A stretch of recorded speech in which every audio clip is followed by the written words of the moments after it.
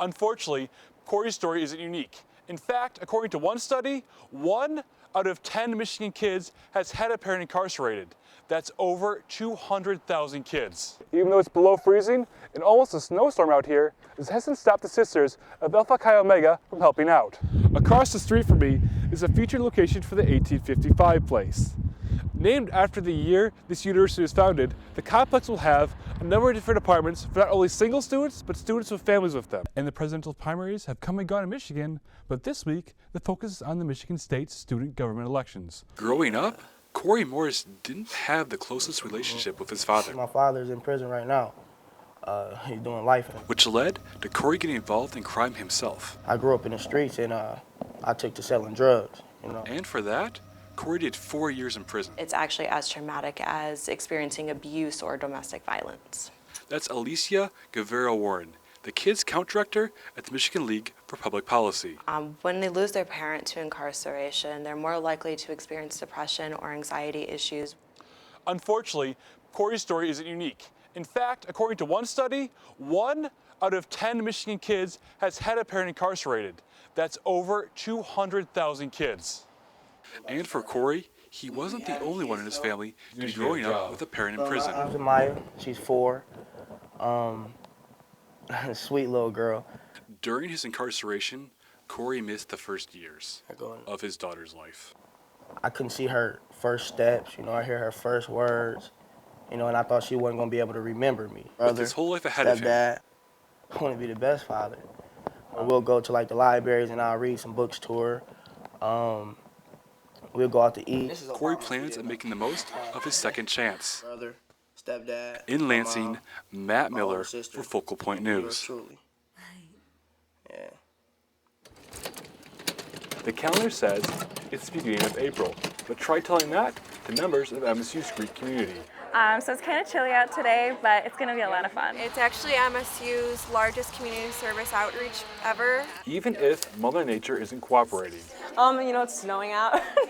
It's pretty crappy outside today. A little chilly. Members of MSU's fraternities and sororities have spread out across area parks for a little spring cleaning. It's part of our Greek Gives Back. It's all Greek week. We're going to be doing stuff like this all week. Even though it's below freezing and almost a snowstorm out here, this hasn't stopped the sisters of Alpha Chi Omega from helping out. But many of these girls also believe that they're helping to dispel myths about Greek life too. I think it's great for us to shed light on just like a misconception of the Greek community. All these invasive plants that grew in. Just to show that we are very active in our community.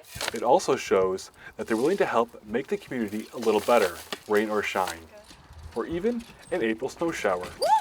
In East Lansing, Matt Miller, Focal Point News.